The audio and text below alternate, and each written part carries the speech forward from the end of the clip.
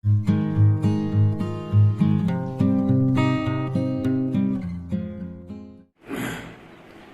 Dear students, welcome to Kataria pharmacy. So students, हम study कर रहे थे B pharma second semester biochemistry. तो इसकी हमारी यूनिट फर्स्ट चल रही थी। यूनिट फर्स्ट में हम स्टडी कर रहे थे बायो एनर्जेटिक्स के बारे में। तो बायो एनर्जेटिक्स का फर्स्ट पार्ट हमने देख लिया है। अगर आपने नहीं देखा है तो वीडियो के डिस्क्रिप्शन में जाइए, प्लेलिस्ट आपको मिल जाएगी, वहां कंप्लीट फर्स्ट यूनिट के लेक्चर्स आपको मिलेंगे। आगे के लेक्चर्स हम कंटिन्यू करेंगे। आज के इस लेक्चर में हम स्टडी करने वाले हैं new topic, relationship between free energy, enthalpy and entropy. इन तीनों ही टॉपिक्स के बारे में हम स्टडी करने वाले हैं। वैसे देखें तो जो हमारा गिब्स फ्री एनर्जी है उसके बारे में हम ऑलरेडी पिछले लेक्चर में ही डिस्कस कर लिया है हमने, लेकिन टॉपिक के अकॉर्डिंग हमें चलना है। तो टॉपिक में दिया गया है तो हमें उसके बारे में डिस्कस करना है। अगर क्वेश्चन आता है एग्जाम में तो भी आपको ऐसे ही रिप्रेजेंट करना है। तो वीडियो को स्टार्ट करने से पहले अगर आप चैनल के पे न्यू है तो चैनल को सब्सक्राइब जरूर करें और बेल आइकन को प्रेस कर दें, जिससे हमारी आने वाली न्यू वीडियो का नोटिफिकेशन आपको सबसे पहले मिल सके। और ज्यादा से ज्यादा अपने दोस्तों तक वीडियो को शेयर जरूर कर देना। तो स्टार्ट करते हैं। तो टॉपिक है हमारा relationship between free energy, enthalpy and entropy. तो पॉइंट वाइज हम इन सभी को देख लेते हैं। उससे पहले कुछ जनरल इंट्रोडक्शन हम देख लेते हैं। Every living cell and organism must perform work to stay alive. सभी जो लिविंग ऑर्गेनिज्म हैं और मतलब सभी जो लिविंग सेल्स हैं और ऑर्गेनिज्म हैं वो जिंदा रहने के लिए अपने डिफरेंट वर्क्स को परफॉर्म करते हैं। टू ग्रो एंड प्रोड्यूस, इसके अलावा किसके लिए करते हैं वर्क? ग्रो करने के लिए और रिप्रोड्यूस करने के लिए।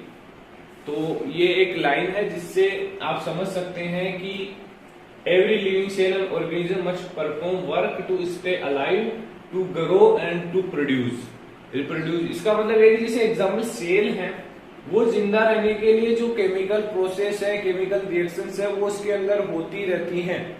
क्योंकि हम बायोकेमिस्ट्री स्टडी कर रहे हैं तो बायोकेमिस्ट्री का एग्जांपल लेंगे, सेल का लेंगे, वो अच्छा रहेगा। तो सेल में डिफरेंट रिएक्शंस होती रहती हैं।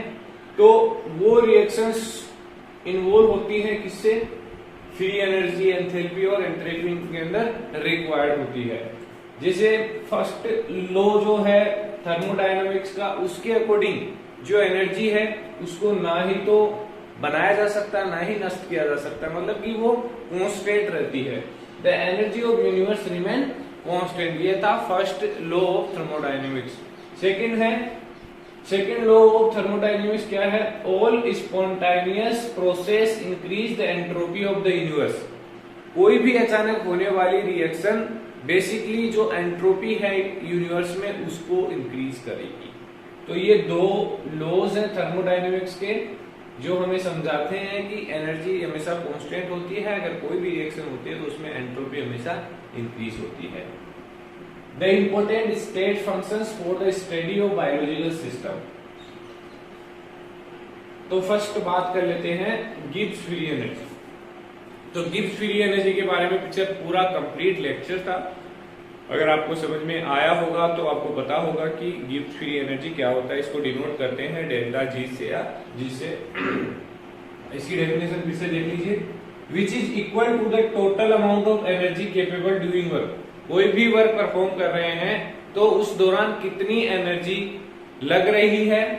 Work during work a process at constant temperature and pressure, कि कोई भी वर्क परफॉर्म हो रहा है उस time at a constant temperature और प्रेशर पे कितनी एनर्जी उसमें लग रही है, उसको हम बोलेंगे गिब्स फ्री एनर्जी, मतलब फ्री एनर्जी भी इसको बोल सकते हैं। तो इसकी डेफिनेशन है। दो डेफिनेशंस मैंने अलग से आपको बताई थी कि अगर डेल्टा जी जो गिब्स फ्री एनर्जी है वो नेगेटिव हो तो क्या होगा?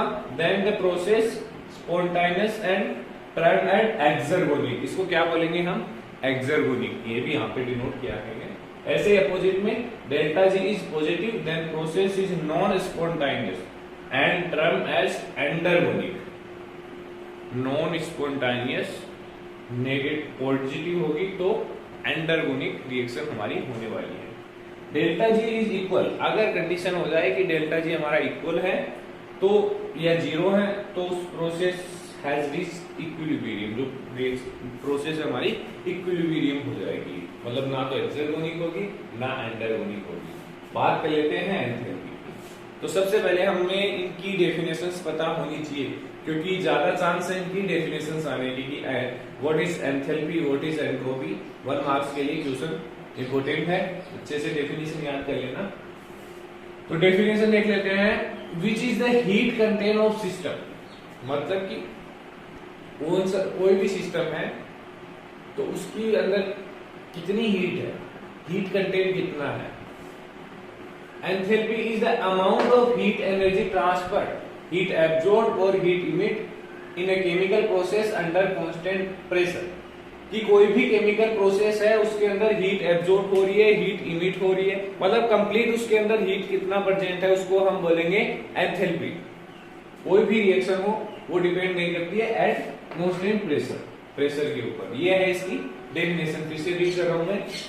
Enthalpy is the amount of heat energy transferred, कौन सी है, हीट एब्जॉर्ब और हीट इमिट का मतलब है रिलीज होना in a chemical process under constant pressure is called as enthalpy.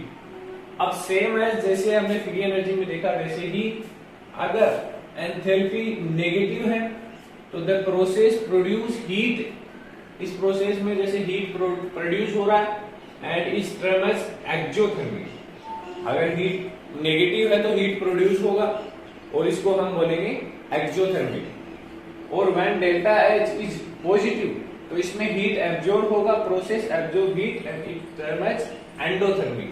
तो एंडोथर्मिक एक्सोथर्मिक की डेफिनेशन भी आपको पता लग गई, तो ये भी आप याद कर लेना। बाकी एंथैल्पी को हम एच से डिनोट करते हैं और गिब्स फ्री एनर्जी को जी से डिनोट करते हैं। अब लास्ट है हमारा एंट्रोपी, एंट्रोपी को बेसिकली एस से डिनोट करते हैं।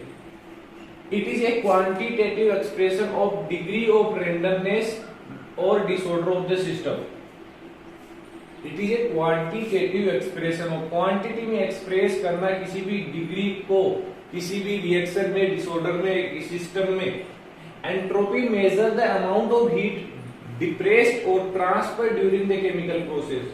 एंट्रोपी के अंदर क्या होता है, कोई भी केमिकल प्रोसेस है उसके अंदर कितनी एनर्जी ट्रांसफर हुई है उसकी क्वांटिटी का पता करना, उसके अमाउंट का पता करना जो होता है, वो अमाउंट होता है, उसको हम बोलते हैं एंट्रोपी।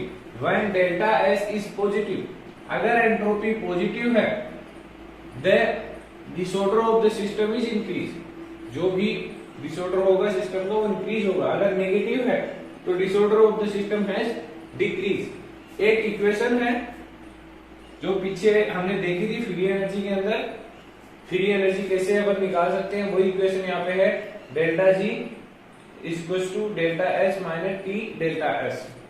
तो इस इक्वेशन से हम एंथैल्पी भी निकाल सकते हैं, एंट्रोपी भी निकाल सकते हैं और फ्री एनर्जी तो हम इससे पहले ही निकाल चुके हैं।